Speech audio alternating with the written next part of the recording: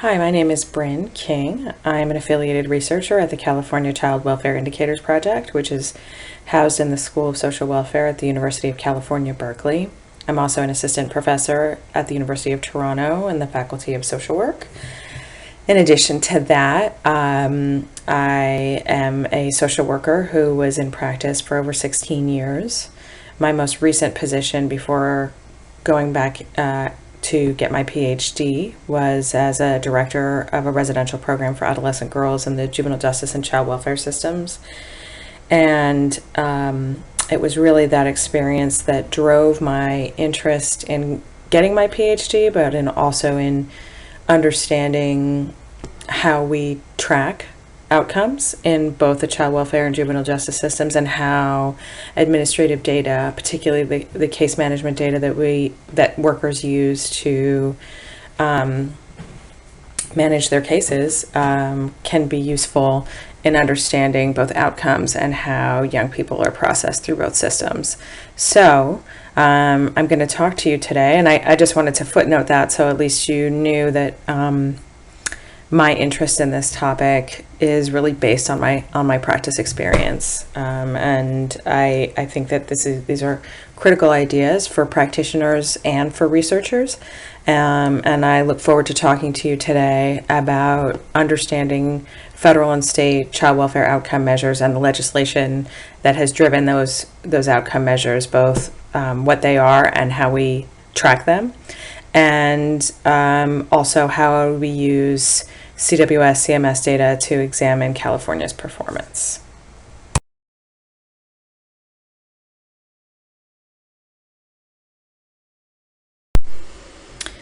So we're going to talk about measuring outcomes in the child welfare system and the foster care system, and how many lay people kind of understand the foster care system is that something bad happens, a child goes in to the foster care system, a bunch of other stuff happens, and then a child comes out.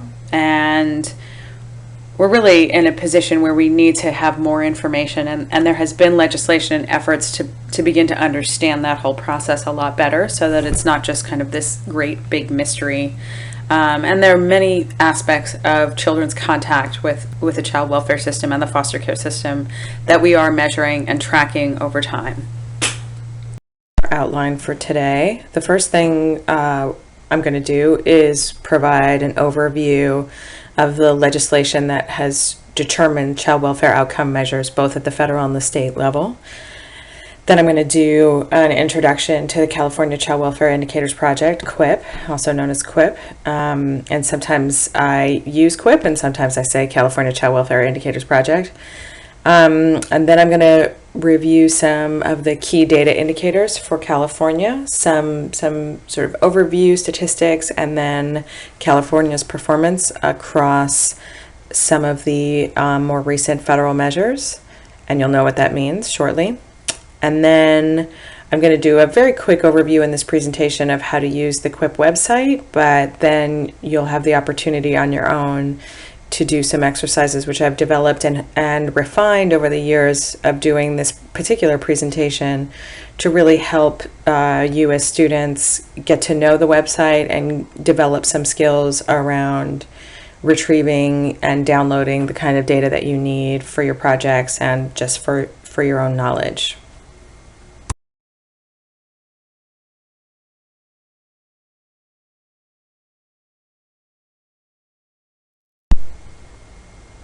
So as I said, we're going to start with looking at first the federal legislation that determines our child welfare outcomes that are measured, of course, at the national level. And then we're going to look at the state level legislation and child welfare outcomes.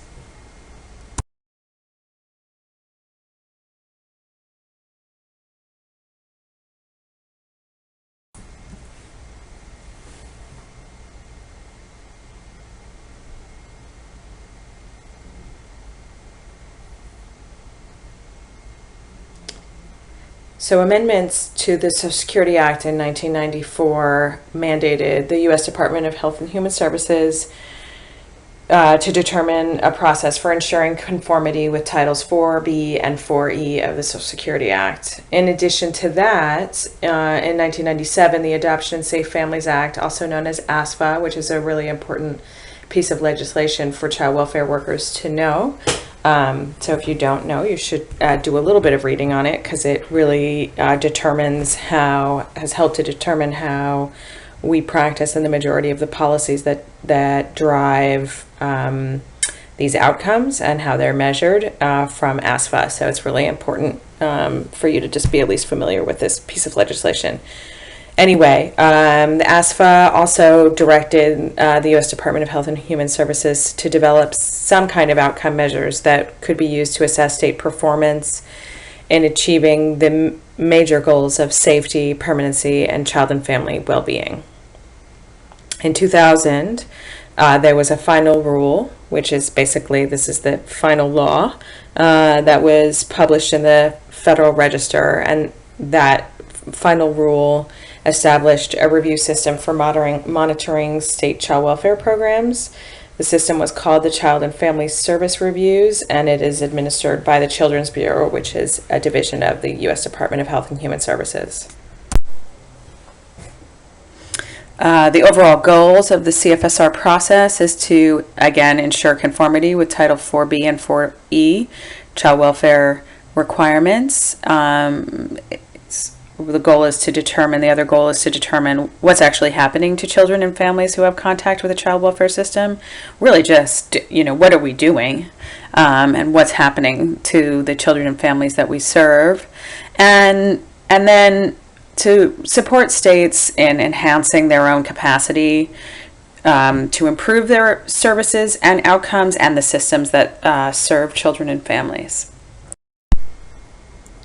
So there have been 3 rounds of the CFSRs. The first round was conducted between 2001 and 2004. And I'm going to talk more specifically about the data indicators that were part of each round of the CFSRs. There's other elements to the CFSR, but this is the main thing that we are concerned with today. There were 6 items, 6 data indicators in the first round. 2 were focused on safety and 4 were focused on permanency. Those indicators were revised in CFSR Round 2, which was conducted between 2007 and 2010. The data indicators also consisted of 6 items, but rather than being 4 permanency standards, simple, straightforward, those were expanded to 15 different measures that then were distilled into 4 composites. So, for example, there was an adoption standard which had 5 different measures that constituted the whole standard. So it was definitely a much more complex project to really understand and track all of those outcomes. Those indicators were revised in round 3, which began this year in 2015. The data indicators, as I've indicated, that's redundant, but as I've said, have been revised, and they will now consist of 7 items, 2 focused on safety and 5 focused on permanency.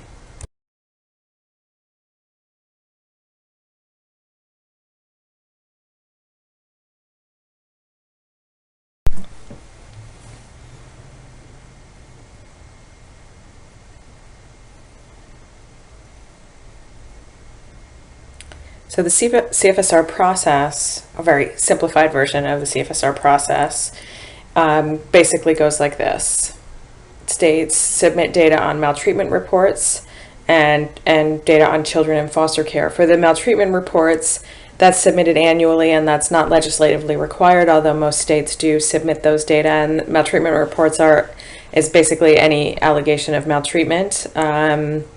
And then the children in foster care, that's submitted twice a year, and that is legislatively required, and that's all data on children who enter foster care, what happens, where they're placed, when they exit, etc. Then, so that data is submitted to the Children's Bureau, who then compiles and sends each state a data profile. And then using that data profile, each state conducts a statewide assessment and then submits that assessment to the Children's Bureau.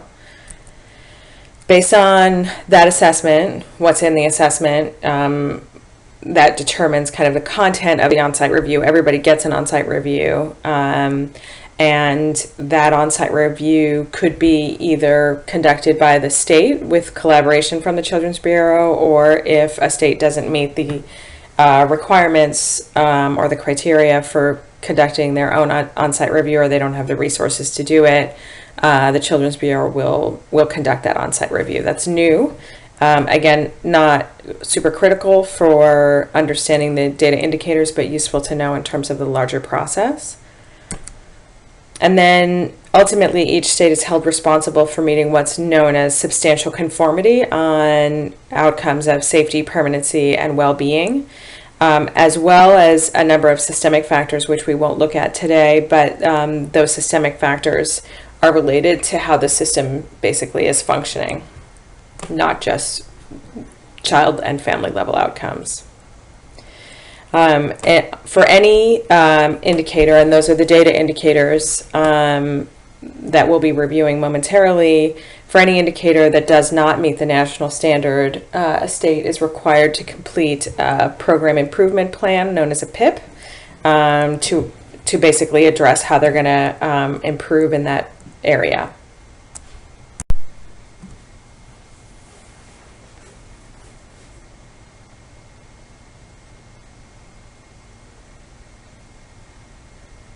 So what are the goals here?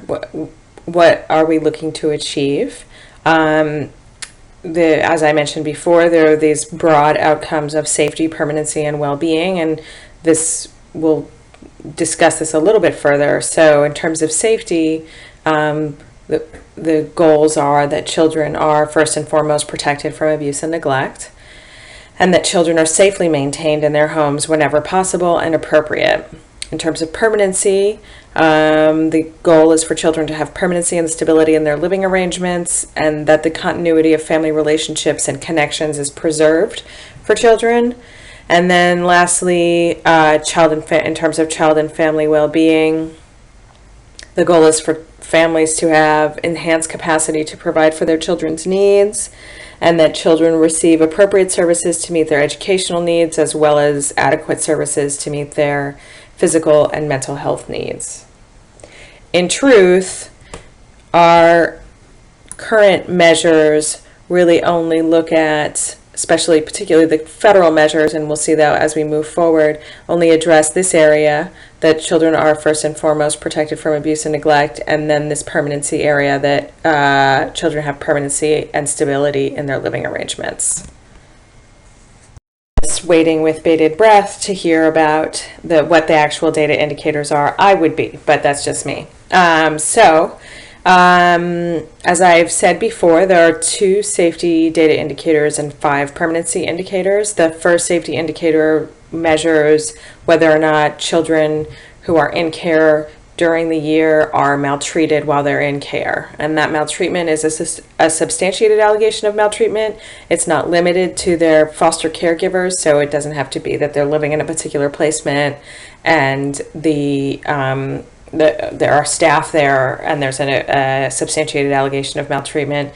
It's kind of expanded to any maltreatment, any substantiated allegation of maltreatment by any perpetrator during the year that they're in care. The second safety measure is looking at recurrence of maltreatment. So for any child who is the subject of a substantiated allegation of maltreatment, is there another substantiated allegation of maltreatment within 12 months of that first one? So those are the 2 safety measures. The 5 permanency measures, the first 3 looks at children who achieve permanency, and the permanency definition has been revised for CFSR 3. The permanency definition has been expanded from just reunification to also include guardianship and adoption. So permanency is now reunification, adoption, and guardianship.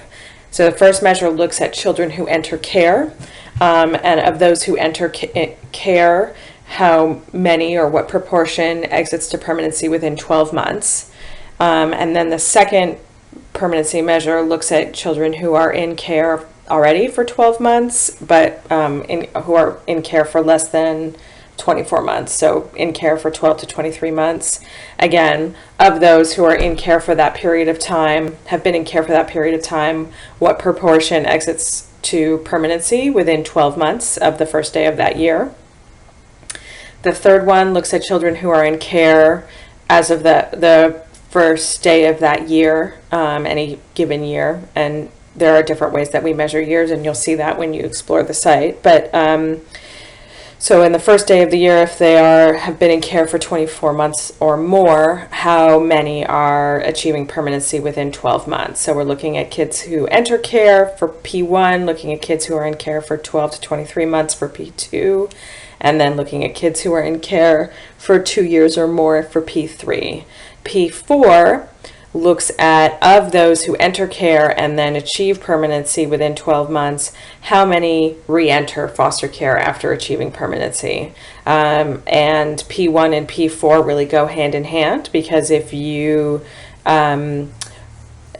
exit a huge proportion of children because you want to do well on that measure, but you're not really sure that those are the best placements and they don't end up working out and kids end up coming back into care, then your reentry rate is going to be much higher than you want it to be. Vice versa, if you want to protect against reentry and you're much more cautious about when you allow children to exit to a permanent outcome, then your permanency rates are going to be low, but so will your reentry rates. So there's a balancing act that needs to happen between P1 and P4, and the feds have really included that in how they understand these measures and how they track performance for those two measures. The last permanency measure is placement stability. Placement stability looks at how often children move, switch placements, and we know from research and usually from talking to children that moving a lot can be really devastating. So this measure really looks at how often children move based on how many children are in care and how many days, how many foster care days there are.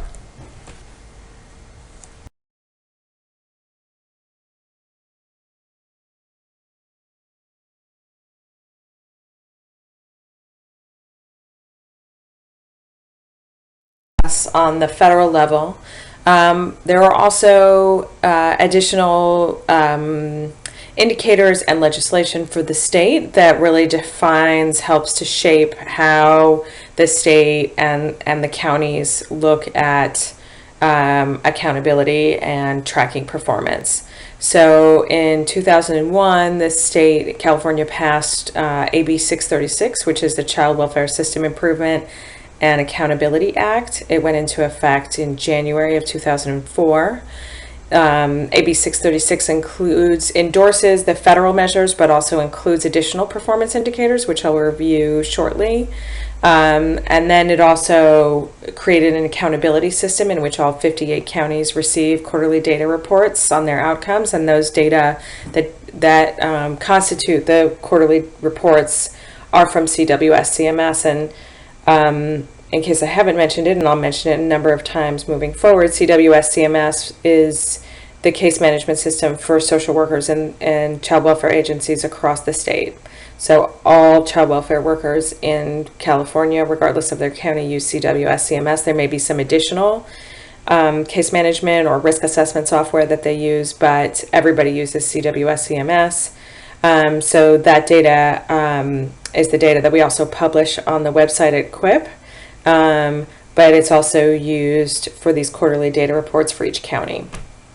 Those data ultimately informs each county's system improvement plan, SIPs, which are sent to CDSS, the California Department of Social Services, and those SIPs become part of the state's overall accountability process, also known as the PIPs, which are part of the CFSRs, which I reviewed previously. So most counties make their SIPs public. They should be public, and you can find them on the internet. And I'm going to show you what one county's SIP looks like.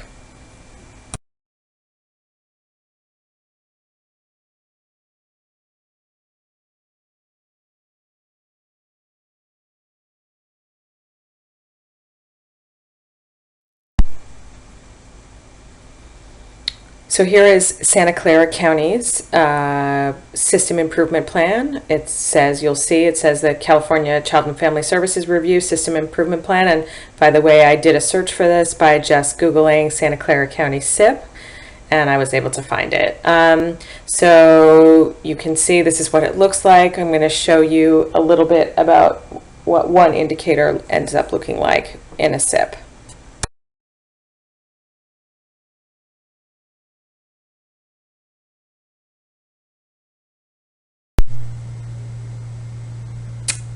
Here's an example from this plan to, cut and paste directly from this plan. Santa Clara County wants to improve the rate of family reunification and permanency, and so they've come up with some strategies to improve in those areas.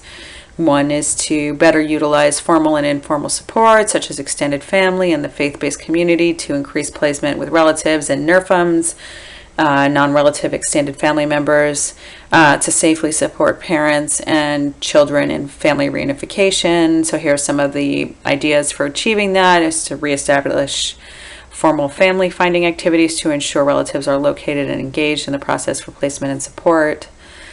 Ensure upfront meetings with the family members before children are removed to look at supports and placement before removal. And, I think it's good to know what the county is looking for. So you might be placed in this county and you might not totally understand, like, what is all of this stress about, doing some formal family finding activities when we have a kid and a crisis and blah, blah, blah, because the county is really looking at a long-range goal of improving family reunification and permanency and want to start that process as soon as possible. Anyway, it's a useful tool to help understand the tensions that are driving your county, and also like where there might be places to improve.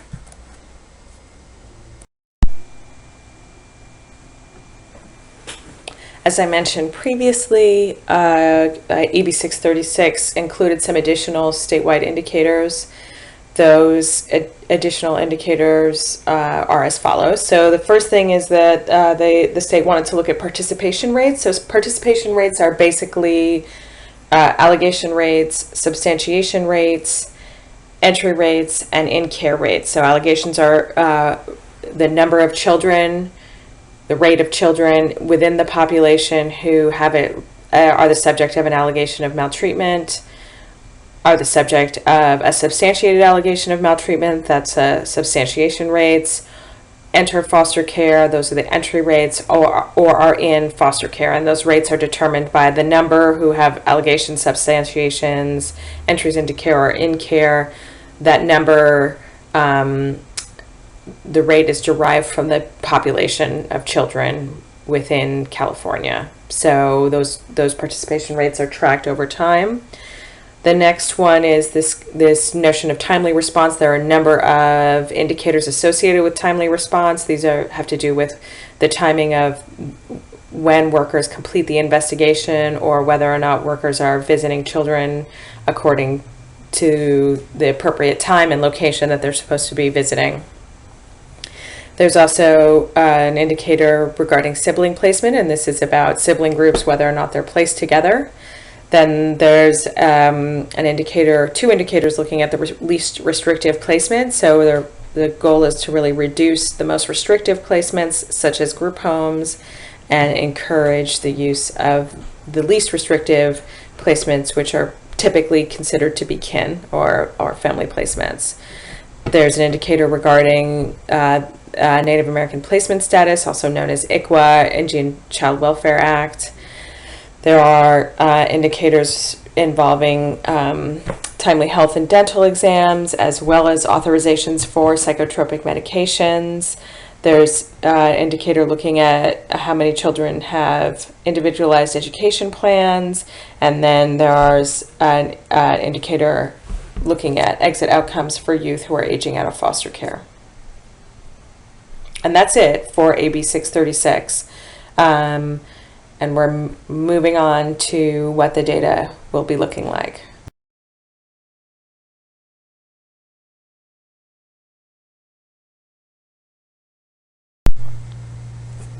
So we've done our review of the federal and state legislation that has determined the performance measures we look at for assessing state and county child welfare systems.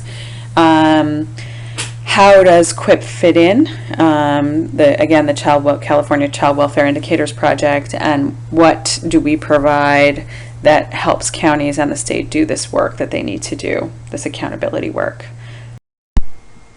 So what is the California Child Welfare Indicators Project? I've mentioned it a number of times and have alluded to what the project does in previous slides, but I'll tell you more specifically now. QUIP is a collaboration between the University of California at Berkeley and the California Department of Social Services, CDSS, with funding provided by CDSS, and the Stewart Foundation and a number of other foundations have supported the project over the years.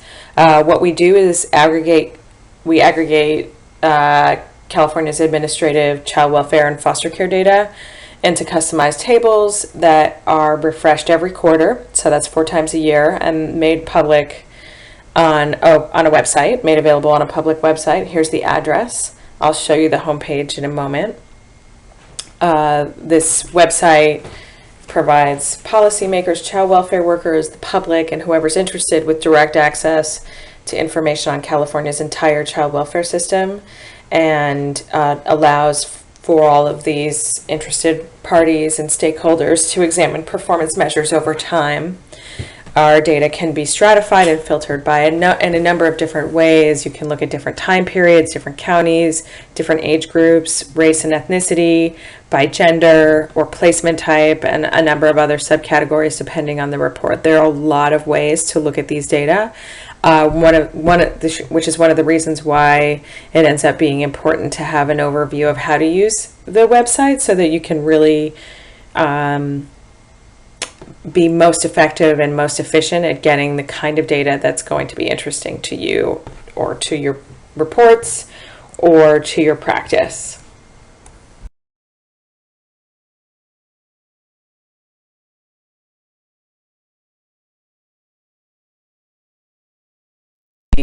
Homepage of QUIP, the California Child Welfare Indicators Project. I'll direct your attention to a couple of things, but I'll review this again later. If you want help using the site, and I recommend that you take a look at this link, and this is a few short video tutorials on how to use the site. I think it's a great place to start. Even though you'll have the exercises, it's a good place to start. We'll also, another important tab, which you'll get a lot when you do the exercises, is this measures tab. So if you click on this, you'll get to a list of measures that can sometimes be a little bit overwhelming. So another option is to click on the by topic tab, and you'll get to sort of much more broad categories that you can explore on your own. And then this quick view tab really takes you to a number of reports that are viewed most frequently by our users. So if you're not sure what to look at and you're like, well, it makes sense to look at what other people look at, that's a good place to start. I'll orient you again to this and to a few other things later on in the presentation.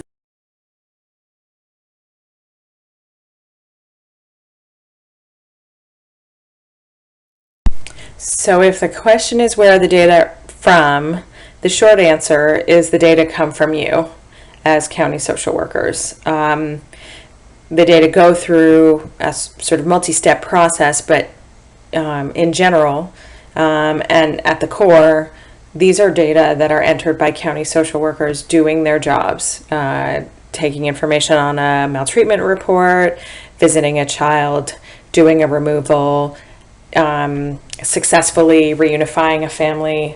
All of those data are reflected. All of those actions, all of those events are recorded in CWS CMS, and ultimately those data are compiled by IBM. QUIP receives a data dump from IBM. We longitudinally configure the data, and then those data are used for quarterly reports and published on the public site. And ultimately, those data are used to track outcomes.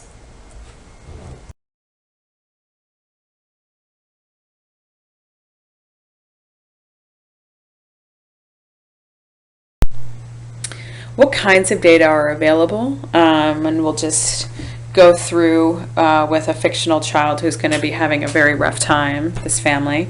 But it just gives you a sense of what kinds of data are available and what sort of longitudinal experiences end up being available in our system. So there's a first allegation of maltreatment.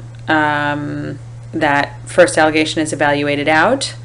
Unfortunately, there's a second allegation of maltreatment. That allegation is substantiated. The family is provided with pre-placement family maintenance services. Ultimately, those services are not successful in preventing out-of-home foster care, and the child goes into care. But then the child is reunified with his or her family, and then unfortunately there's a third allegation of maltreatment and the child re-enters care. This is not a great scenario, but this gives you a sense of every level that we have data available. So now that we've talked a little bit about QIP and how we get the data, what the data are, and what we do with it, let's talk about what California looks like. And the data that I'm going to present to you is all data that's available on the website. Most of it is super easy to get and straightforward. Some of it requires a little bit of filtering, but I'm going to give you an overview of what's happening in California.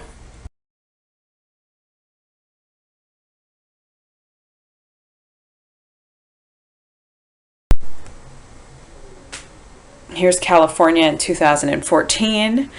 Just over 9 million children under the age of 18. Almost 500,000 of those children experienced allegations of maltreatment, and that's almost 55 children per 1,000. Over 81,000 children experience substantiated allegations of maltreatment, and that's about 9 per 1,000 children. Almost 32,000 children entered foster care, which is 3.5, which is, there is no half child, but there's no way of really rounding that. So about 3.5 children per 1,000 entered foster care. And on any given day, there are roughly 55,000 children in foster care, and that varies by month, but in general, that's about the number of children in foster care.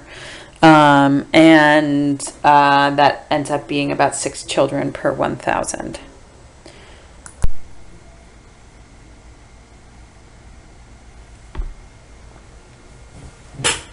So here's what our allegation, substantiation, and entry rates look like over time in California between 2004 and 2014. You can see this green line right here. This is the allegation rate. It's a lot higher than the substantiation and entry rate. So in 2004, there were about 51 children per 1,000 who were the subject of an allegation of maltreatment. In 2014, that went up to almost 55 per 1,000. And in the last 5 years, the percent change has been, it's increased by close to 8% over the last 5 years. In terms of the substantiation rate, you can see that it's gone down. In particular, in the last 5 years, it's gone down almost 10%. The entry rate has remained fairly steady, but you can see that in this last 5-year period, it's increasing ever so slightly. And this is going to become more apparent in our next slide. This slide basically shows our caseload over time. The top blue line, there's my pointer. The top blue line is the number of children in care, and we can see that it was in decline, fairly significant decline between 2005 to about 2012, and then it sort of started creeping up, and then there's been a more significant increase recently. One of the main reasons for that is that we look at exits, which are the green line, and for all of those years in which there was a decline, exits consistently exceeded entries, except by 2013, that trend had switched and more children were entering care than leaving care. And so that's why we're seeing this number increase here. So what kinds of services are children and families receiving over time? This slide shows our various case service components. You can see that this blue line, which is the majority of children across all time periods, is children who are in permanent placement. And you can really see that there's been a very strong decline in the number of children in permanent placement. So that by the year 2015, the number of children in permanent placement does not exceed the number of children in other placements by that much. Not placements, but in receiving other kinds of services. So family reunification has been steady with some fluctuation over time. The same thing with families who are receiving family maintenance services without a placement or pre-placement. And then the number of families receiving post-placement family maintenance services has declined a bit over time. And children and families receiving emergency response has fluctuated very slightly, but is in general fairly steady.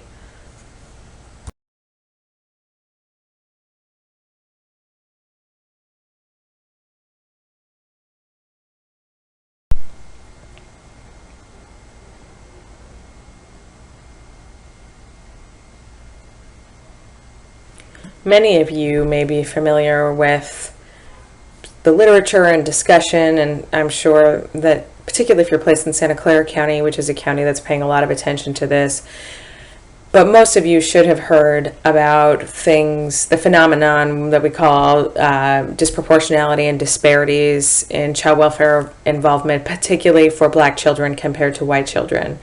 And this slide is where we can really begin to see what the disproportionality looks like.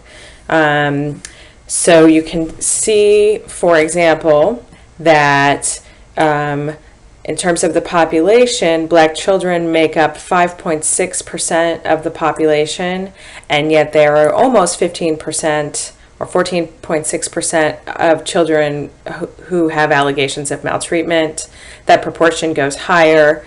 When we look at this in-care number, it's particularly striking when we see that 21.5% of children in care are Black, whereas they are only 5.6% of the total population of kids in the state. On the other hand, if we look at Asian and Pacific Islander, these are very broad categories, so we know that there's a tremendous amount of variation in Asian Pacific Islander groups, but this is how we end up measuring, because this is where we can generate big enough numbers to sort of look at broad phenomenon. So again, Asian Pacific Islander children make up about almost 12% of all children in California, and yet they are only about 4%, just under 4% of children who are subjects of maltreatment reports in the state. So with Black children, we're really seeing this overrepresentation. So small representation here and bigger representation as we go through each level of child welfare involvement. And for Asian and Pacific Islander, we see this underrepresentation by seeing that proportion go down as we look through the levels of child welfare involvement.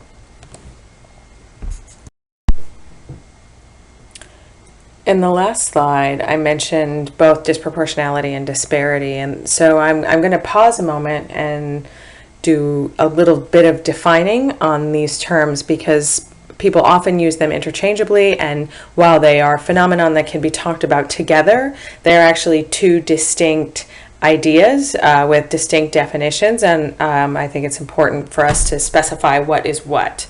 So first, disproportionality is when a group makes up a proportion of those experiencing some event. That event could be allegations of maltreatment, entries into foster care, some kind of health outcome. We use these being arrested, disproportionality is used across a number of arenas, but for our purposes, we're thinking just in terms of child welfare outcomes. So when a group makes up a proportion of those experiencing some event that is higher or lower than that group's proportion of the population. So this is where we get these terms of overrepresentation and underrepresentation. So they're represented at a particular rate in the population, but at a very different rate for some other event, like entries into foster care. Disparity is when we compare one group's representation, say Black children entering care, versus another group's representation, say Latino children entering foster care, and you compare those, and by comparing those, you generate a ratio which really says how much more one group is represented versus another group.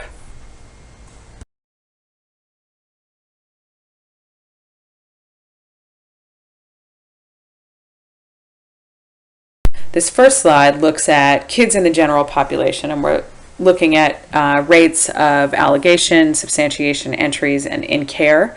And we're comparing Black, Native American, Latino, and Asian children to white children. And this graph tells us, and these figures tell us, that Black children are almost three times as likely as white children to have an allegation of maltreatment, more than three times as likely to have a substantiated allegation of maltreatment, almost four times as likely to enter care, and way over four times as likely to be in care when you compare them to white children. Native American children have similar disparities, although not as pronounced as Black children. They're pretty high.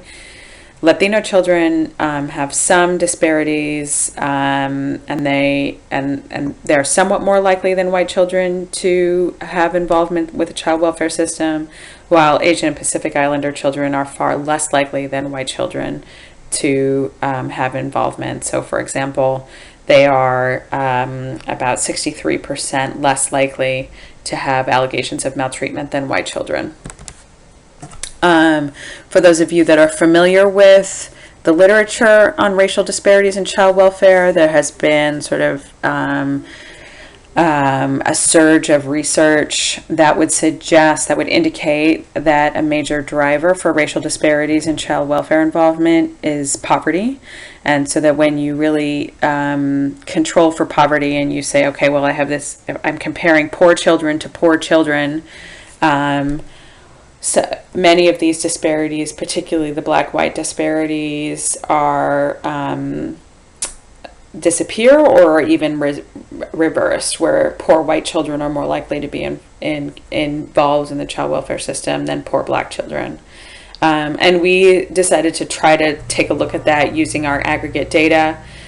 So for the next slide, we used as our base population, rather than the full population of all kids in care, we only looked at the proportion of the population that was living in poverty, the child population that was in poverty.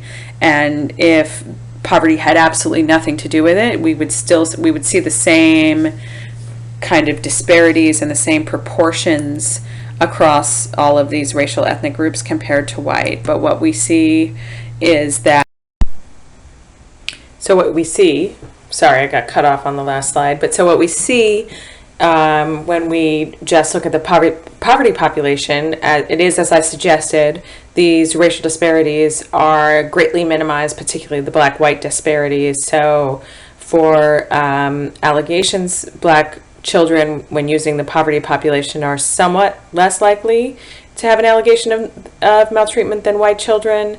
About the same, exactly the same as white children in terms of substantiation, slightly more likely in terms of entries and in care, being in care. So, if you remember from the previous slide, those were pretty extreme. We were talking about Black children were over four times as likely to be in care versus white children. And when we look at just the poverty population, we're seeing it's about 43% higher. Still a problem, still an issue, but what this tells us is that poverty has a lot to do with determining these racial disparities and the overrepresentation of Black children in the child welfare system.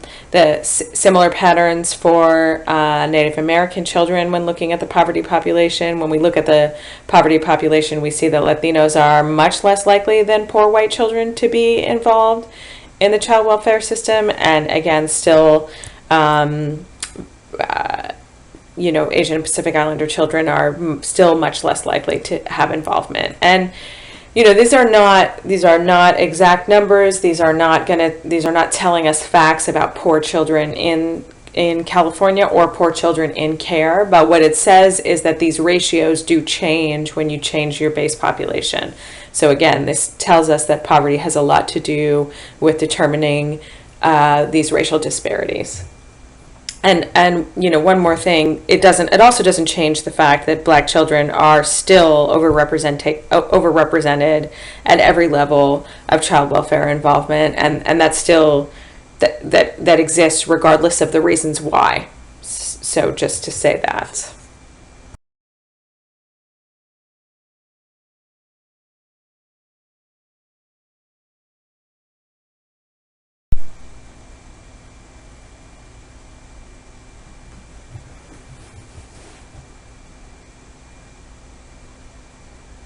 Shifting gears now, we're starting to look at some of the federal measures, particularly the new federal measures for CFSR 3.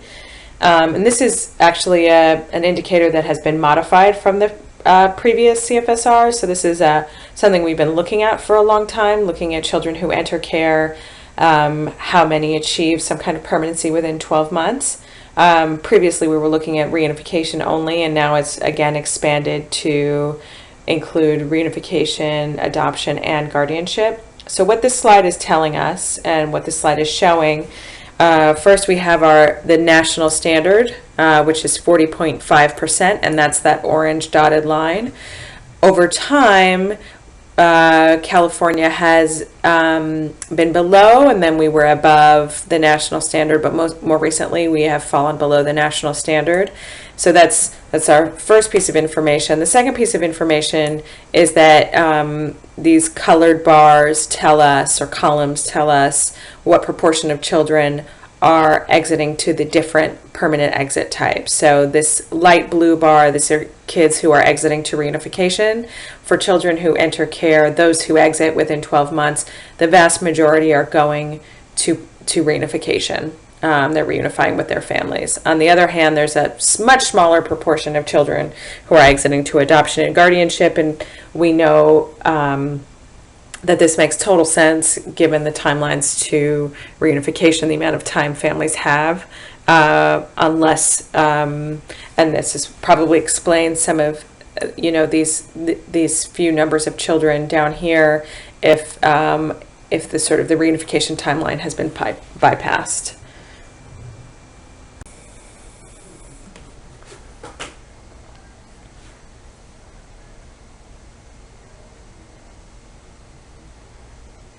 So this is P2. This is looking at permanency within 12 months for children who are in care for 12 to 23 months. And this is, again, by permanent exit type. So if we look, we can see that the national standard, the orange dotted line, is 43.6%. And the state is performing just above that standard. Across most of the time periods. If we look, we can see that the proportions of children exiting to reunification versus adoption versus guardianship are a little bit better distributed. So these huge numbers of children who are exiting to reunification have slowed down after that first 12 months, and more children are being adopted and going into guardianship. P3, which is permanency within 12 months for children who have been in care for 24 months. The national standard is 30.3%. we are consistently pretty far below. So children who have been in care for 2+ years are not getting to a permanent exit very frequently. So yes, I got a little distracted. Anyway, so yes, consistently below the national standard. You can see that after 2 years, there's a much smaller proportion of kids that are reunifying, and that the majority of kids who are exiting to permanent outcomes are doing so through adoption and guardianship. And the next slide will show you kind of what that looks like in a different way. So what this slide does is really show some of those trends of what happens to children over time. This takes a cohort of children who entered care between October 1st, 2009 and September 30th, 2010, and follows them for 5 years or 60 months, and looks at who reunified, was adopted, went into guardianship, and had other exit outcomes, and when. So you can see for the first bar, that's who exited, what their exit status was at 6 months. A small proportion, 22%, were reunified within 6 months, and the vast majority were still in care. By 12 months, we see that that's getting higher. The number of children who are reunified goes up to almost 39%. Still a big chunk of children still in care. And then by 24 months, and this is what we saw in the previous slides, we see that the number of children who reunify kind of maxes out. It gets a little bit higher moving forward from 24 to 36 to 48, and by 60 months, we know pretty much that any kid who's going to reunify will already have reunified. On the other hand, we see that these proportions of children who are adopted really grow between that 24 and 60 months, evens out pretty much by 48 months. That's kind of gets a little bit higher, but for the most part, this is the time frame when most children who are going to get adopted. Same thing for guardianship.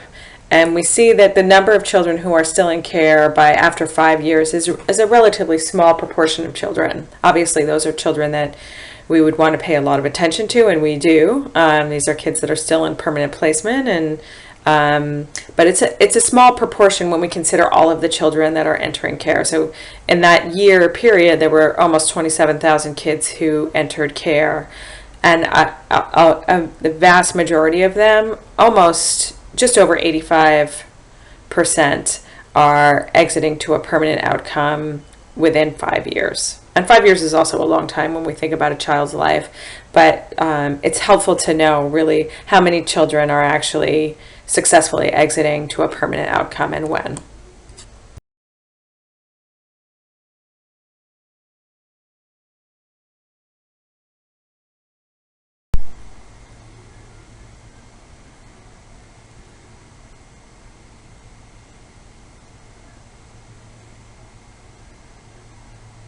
So for this slide, we're looking at re-entries into foster care. So these are kids that exited to a permanent outcome. What proportion are re-entering care within 12 months? We can see that the national standard is that orange line, and the expectation is that no more than 8.3% of children will re-enter care, and you can see that California is consistently above that line. So we are not doing well in terms of re-entries to care. Placement stability, as I said, we want to minimize the number of placement moves. This is a sort of a tough measure to understand because we're talking about a rate of placement moves per 1,000 days in foster care. I mentioned that there's a presentation on the website that really delves into how these measures are constructed. If you're confused about this or you want more information, you can look on the website. There's a link to the methodology, and you can also look at the presentation that's on the presentations page from the homepage of the website. Anyway, so the national standard is just over 4 moves per 100,000 days in foster care, and that's all days in foster care for all children who are in foster care. We are below the national standard, which is good because we want to minimize the number of placement moves for kids who are in care.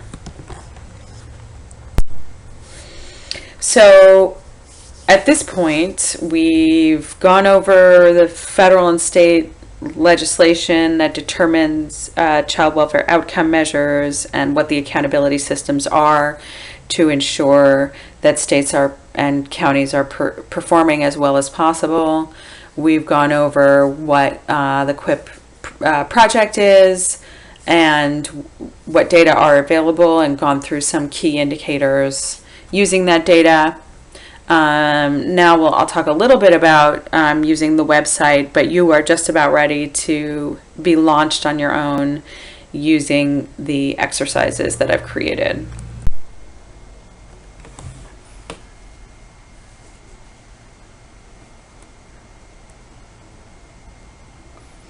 So again, here's the homepage for the California Child Welfare Indicators Project. I've showed it to you before, but I'll kind of show you again. I mentioned at some point that we have presentations available on CFSR 3. Here is where we would find those presentations and a number of slides and other information about our work at QUIP, the CFSR 3, other things like racial disparities in child welfare, lots of stuff that you might be interested in. This is a good place to go. Another thing that you should look at, and I probably mentioned it before and will mention it even more before the end of this presentation, is that this link will take you to some short video tutorials which will be really helpful in starting your journey on learning how to use the site. This tab, the measures tab, is where you click to see a full list of the measures, and your exercises will start from this link and the measures page. If you're looking at the site for the first time, or you're really not sure what you're interested in, the next best place to go is to sort of browse by topic. So you know you're interested in kids in foster care, but you're not really sure about what about them you're interested in. This is the place to start.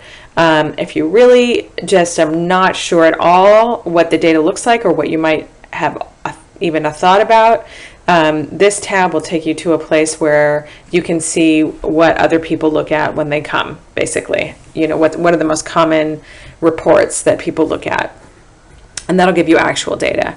Another neat thing, aside from our little data highlight here, is that we have developed a data dashboard. And you can see it dynamic and live on the website by clicking here. But I'm going to show it to you now. So here's this really cool data dashboard that I said I was going to show you.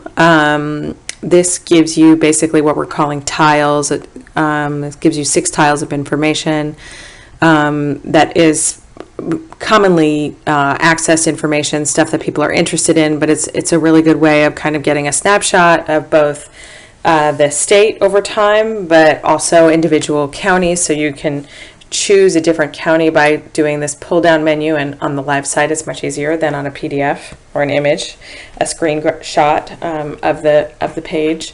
You can also toggle between child welfare and probation, and then basically you can look at population, allegations, substantiations, and these are numbers, not rates, entries, children in care, and exits from care. And it just gives you a nice sense of what are the numbers, what does it look like over time, and I think it's a really great way to kind of look at the data for the first time. So we're starting to roll that out with a number of different reports, and hopefully there'll be more development soon, but I think it's really exciting, and it's a great way to start looking at data.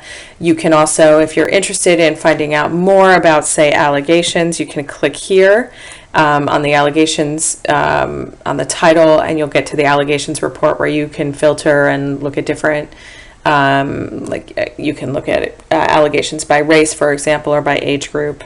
So this is also just a good way to get that overview and then to move forward into the report and get more details.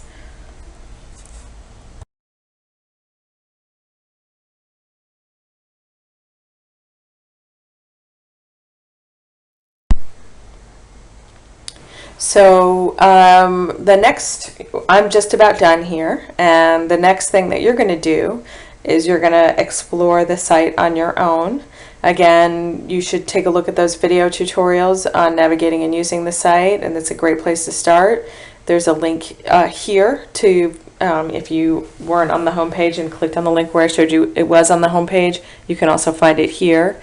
And on your exercises, on the handout that you'll have that goes through the exercises, it's also there. I told you I was going to emphasize that a lot, but it's a great way to start. The exercises are designed, and as I might have mentioned before, I've been doing this workshop for a few years, and so I've really kind of refined those exercises to be, I think, the best way to look at the data, to learn how to stratify the data and look at different populations of interest, and to download data and to download a graph.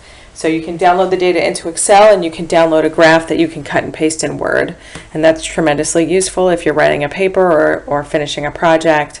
And the data can be, if you download the data, you can customize your own graph or provide folks with a table, either the one that we provide or one that you customize for yourself. So it's tremendously useful. I have to say that I use these data regularly for my own work, for my own presentations, and I think it's tremendously useful. So I wish you all luck, and I really appreciate you taking the time to go through the exercises. The more people that we have using the site effectively and disseminating information, the better, in my mind. So I'm very excited for you all to take your next steps in looking at the data on your own.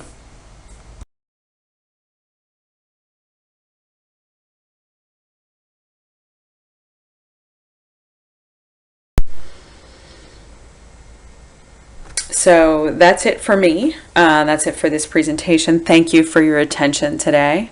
If you have questions or thoughts, please feel free to email me. That's my email address. I can still be reached through Berkeley, even though I'm at the University of Toronto now, but I'm still involved with the project and still really believe wholeheartedly in the work we do, and am always excited and available to talk to students about these data and learning to use these data.